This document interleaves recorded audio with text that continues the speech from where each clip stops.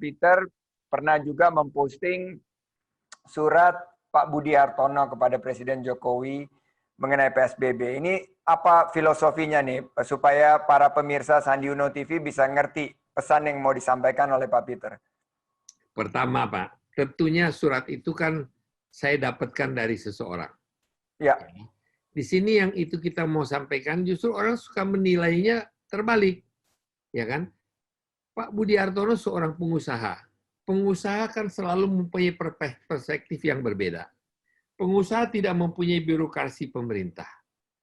Nah, beliau itu, saya juga Pak, kadang-kadang kesel dengan pemerintah. Waktu saya tinggal di Amerika, saya kesel sama pemerintah Amerika, Pak. Waktu saya di Polandia, saya kesel sama pemerintah Polandia. Kalau saya di Singapura, saya pun marah sama pemerintah Singapura. Nah, pemerintah itu kan untuk kita kesel, Pak. Meskipun mereka jaga kita. Ya. Nah, Pak Budi Hartono itu menyampaikan usulan. Kita kan di Jakarta itu banyak sekali kecamatan. Puluhan kecamatan. Ya, 44. 44, iya. Beliau itu menyampaikan usulan, ini loh, 44, ini kasih satu contoh. Kenapa? Kita sekarang COVID Center nggak ada kan, Pak? Ya. Dan di setiap kecamatan harusnya ada COVID Center.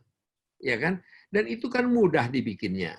Ya, kita memakai itu dengan, Pak, kalau 44 kecamatan, saya pikir, Pak, ya, ada 44 pengusaha yang bisa bikin COVID Center untuk setiap kecamatan. Nah, itu kan pesannya daripada Pak Budi Hartono, menyampaikan ini ada usulan loh. Kok salah gitu? Kenapa orang kok melihatnya kok negatif? Pak Budi Hartono juga ingin memberi, dan ini tidak ada hubungannya dengan bisnisnya beliau. Ini adalah ini adalah concern-nya dia terhadap masyarakat. Apa nggak boleh? Jadi sebetulnya itu kita memperlihatkan, jangankan Pak Budi Hartono, kita lihat, saya juga pusing bukan hanya Pak Budi Hartono, Pak. Tommy Winata, Bapak tolong lihat Facebook saya, membuat satu hospital di depan rumahnya. Ya, di depan rumahnya dia membuat hospital khusus untuk COVID. Bayangkan Pak, ratusan orang penderita COVID di depan rumahnya. Dia nggak takut, dia bilang saya harus bantu. Orang terus nyinyir lagi. Oh, karena dosanya udah banyak dia bikin. Ini kan memang orang Indonesia tuh begitu. Ya, suka melihat yang negatifnya aja, Pak, gitu. Kalau kita melakukan sesuatu yang jelek di komentar, mau kita bikin bagus dikomentarin juga, gitu. Nah, ini ceritanya nanti Pak Peter bisa nambahin. Jadi Pak Peter lagi naik mobil sendiri karena peraturan PSBB, walaupun naik mobil sendiri itu harus tetap pakai masker. Kebetulan beliau tidak pakai masker tapi pakai topi golf seperti ini. Terus begitu di stop, dia tiba-tiba pindahkan ini ke sini. Terus dia gigit gini. Dia gigit. Terus dia foto sendiri. Dan itu fotonya viral. Bisa diceritain nggak apa kejadiannya seperti apa, Pak Peter?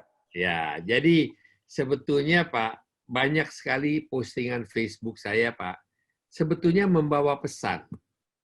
Banyak orang yang kadang-kadang tidak melihat pesan yang saya buat di sini. Pesan daripada itu, sebetulnya saya tidak perlu posting juga, Pak.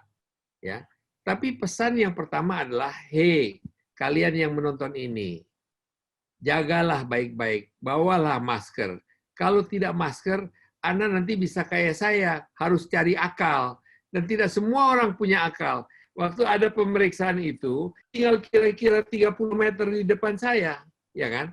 Nah, saya mau mengambil masker, saya di belakang ketinggalan, karena memang saya main golf itu jam 5 pagi, Pak. Ya, saya selesai jam setengah 8, pas orang pulang kantor, saya juga pulang kantor, saya juga pulang dari golf ke rumah saya, karena saya jalan pagi kan di golf itu. Jadi keringat-keringatan, saya cepat-cepat mau pulang, lupa saya pakai masker di mobil. Di depan saya ada orang yang stop mobil. Wah, saya kelabakan. Nah, berhubung saya pada saat itu tidak ada akal lagi, terpaksa saya gini, masukkan itu yang tadi. Waktu dia lihat seperti Pak Sandy lihat itu orang agak kaget. Dia bilang buka pintu. Apa itu?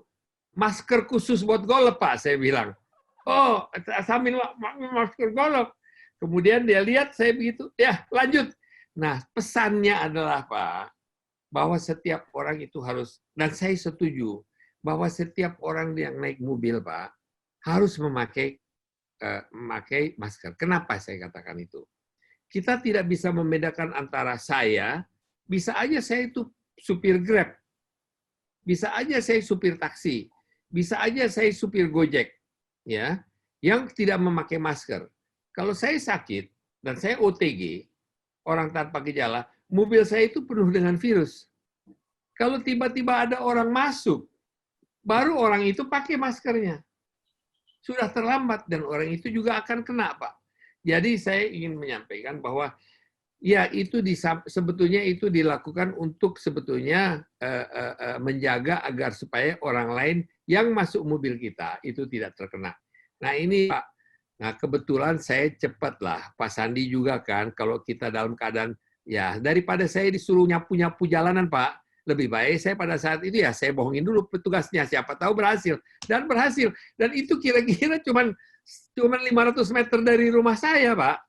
Jadi ya saya akhirnya lakukan itu dan alhamdulillah Pak terkecoh dia. Jadi sebetulnya pesan di balik itu, sebetulnya saya kan malu juga Pak, bahwa saya tidak memakai masker. Tapi justru saya pasang itu menyampaikan pesan, bawalah masker di mobil. Ya, takutlah jangan sampai Anda nanti disuruh sapu-sapu jalanan atau push up. Bayangin Pak Sandi, kalau tiba-tiba saya push up, banyak teman-teman saya yang lagi kantor lihat saya push up di tengah jalan. Kan ngeri kali. Jadi nggak apa-apa lah Pak. Jadi tapi saya sekarang pakai masker terus Pak. Ngeri kali Pak. Gitu. Yang mulia push up di tengah jalan.